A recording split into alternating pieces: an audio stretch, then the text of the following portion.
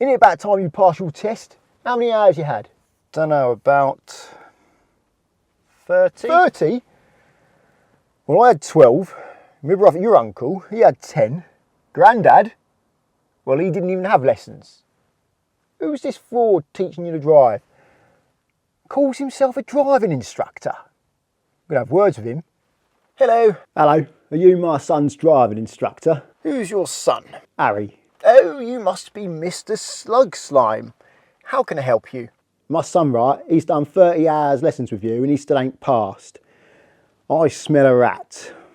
What's going on? Oh, well, yes, I have noticed Harry's been under an immense amount of pressure lately. Ah, don't give me any of that nonsense. He's paying you to pass and he still ain't passed yet. In fact, the other day, he told me he ain't even done the police station roundabout yet. No, he hasn't got there yet. Why are you worried about that? Are you thinking he may need to pick you up from there soon? All right, smarty pants, just tell me what's going on. Well, learning, actually. He's been a bit nervous lately because he seems to be under a bit of pressure, but his skills are improving, he's making good progress. He's got a good attitude and a lot of patience, although not really sure where he gets it from. Have you ever heard the saying that the apple doesn't fall far from the tree? Huh? Well, in this case, I think it fell from the tree and then rolled down a mountain. What you talking about? Never mind. My recommendation is to stop putting Harry under so much pressure and let him learn at his own pace. Instead of making him feel bad for not living up to your expectations, Mr. Slug Slime. Anyway, I better go because I've got a lesson, and in fact, it's Harry's lesson. I can see him approaching now. All the best. Goodbye. Hi. Hello, Harry. How are you? Yes, I'm all right. How are you? I'm good, thank you. Do you know how many more hours I need before I can pass? Well, it's hard to predict how long it takes someone to learn something, but I can tell you you're approximately 50% through your training. So that's another 30 hours for the next 50%.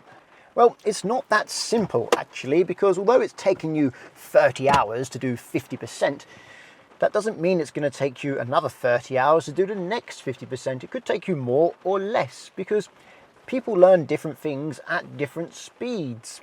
And I've been actually a bit concerned lately because you've been rushing, and generally when people try to rush when they're learning to drive, they tend to take longer. Any idea what's causing you to rush? Well, my dad thinks I should have passed by now, so I'm trying to get it done quickly. I'm sure many instructors can relate to that sketch. They've had a pupil who's trying to learn something in less time than they need. It may be because of a deadline, it may be because of money, or the damaging one, it may be because they are comparing themselves to others. And comparing themselves in this way is neither mentally healthy or productive. I'm going to take a moment to talk about humans and how we vary wildly up here, even though physically we are similar. Most of us have two eyes around about here. You don't really see people with an eye here or an eye here, at least I've not seen anyone. My ears are about here, as are most people's. My ears aren't up here or down here.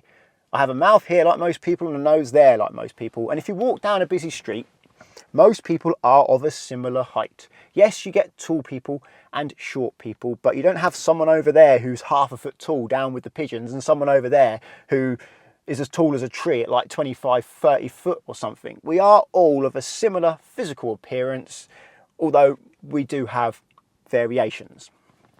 Up here though, the variations are far more wild. That's my argument. You could have someone who's a complete bookworm, doesn't like to put a book down. Somebody else who hates reading and does it as little as possible. You could have someone who can go and pick up a chainsaw and start using it without training and they are safe. Somebody else goes to pick up that same chainsaw and then people see what they're doing and go, nope, stop, put that down. You're going to hurt yourself or somebody. You need some training before you use that machine. You can have someone who really struggles with arithmetic. Not very good at maths, but they're brilliant at throwing a dart and reliably getting it pretty much where they want. Not a good combination because you need to be good at maths to add up your dart score, but that doesn't matter because they can get somebody else to do that. We're all different. We're all good at different things and that's fine. And it takes us a different amount of time to learn something. But you're here to find out how many hours it takes to learn to drive. When somebody asks me that question, I say it can take people as little as 20 hours or as much as 100 hours. Most people, the vast majority of the population, are somewhere in that range. Yes, some people can take less than 20 hours and some people can take more than 100 hours. And in fact, I have a video all about someone who took way more than 100 hours. I think about 300 hours. I'll leave a link to that video up there. If someone takes closer to 20 hours or possibly even less than 20 hours, generally they've had practice in their own car or a friend or family member's car. Let's take that range of 20 to 100 hours and apply it physically. Someone who takes 100 hours to learn to drive has taken 5 times longer than someone who took 20 hours. How often do you see someone who's 5 times taller than somebody else? But you can find someone who took 5 times longer to learn something than somebody else actually fairly easily. And that's what I mean by we vary much more mentally than we do physically. Physically, we're more similar than we are mentally. The trouble with using a mean average to tell someone how long it takes people typically to learn to drive is that it's not helpful when the range is so broad. It's a mathematical average that doesn't really help someone understand how long it's going to take them. I'm much better off telling my pupil some people can learn in as little as this and some people take as long as this, and most people are in between. That's going to better prepare my pupil for what to expect.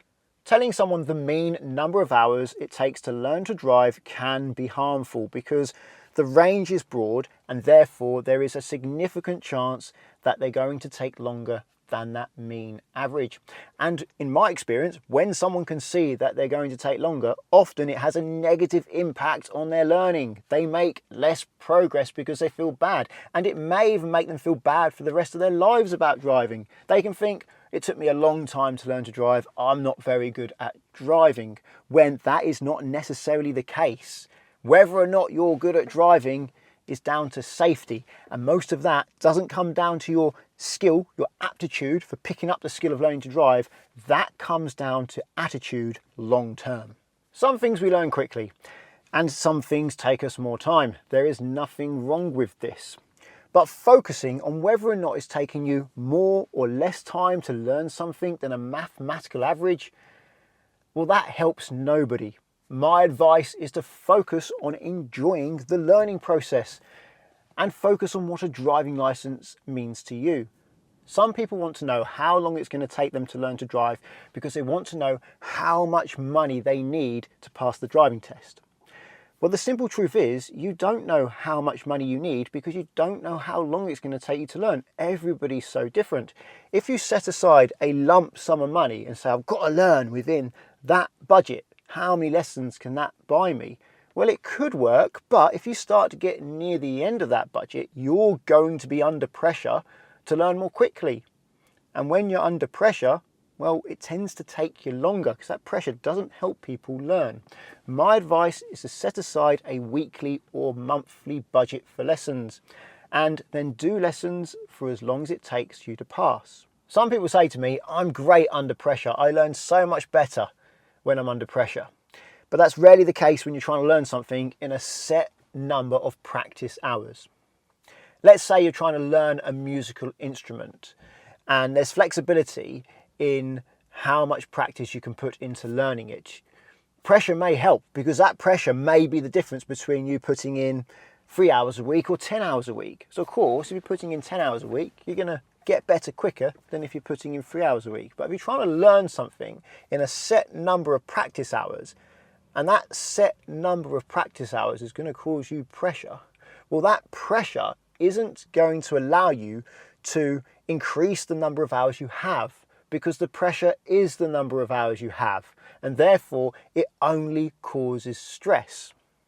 And in my 16 years of teaching people to drive, if my pupil is stressed, generally they need more hours, not less. If you're learning to drive and you feel like you're not making progress, you're stuck at the same level, you need to change something. You need to figure out what's holding you back and address it. In my experience, more often than not, it's simply the case that the learner driver is trying to do things too quickly. They're trying to drive at the same speed as an experienced driver, so they never have a chance to learn to do it well. They're trying to skip learning. If you're trying to learn something, you need to do it slowly. You need to go as slow as needed for you to do it well. And then when you do it well, you do it again and again and again, and speed comes with practice. If you're trying to do it quickly and keep messing it up, you'll probably keep messing it up for a very long time. So the first lesson is for the pupil to learn and understand they need to take their time and only do things at a speed they can handle. This is much harder when they're under pressure and stressed about trying to learn within a set number of hours. Well, I hope you found this video helpful. If you did, please give it a thumbs up. And if you're looking for car insurance, check out the links to Collingwood and Confused in the description. If you're learning to drive and want to insure yourself on somebody else's car, then Collingwood are there for you, because you can do so without affecting the owner's policy. And that takes away a big stress from that owner of the car that you're using to practice your driving in. Via the link at the moment, there's up to 35% off and a £20 gift card. If you want to insure your own car, I recommend checking out the link to confused.com, because you fill out one quote form and get loads of quotes back from many insurers to compare who's cheapest. And you can change your car on that quote as many times as you like without having to do the whole quote again. So you can just change the car and compare how much it costs to insure different cars. That's useful when you're shopping around and trying to decide which car you want to buy. Using the links doesn't cost you anything, but it does support the channel. So thank you very much. Subscribe to get my future videos. And until the next one, cheerio.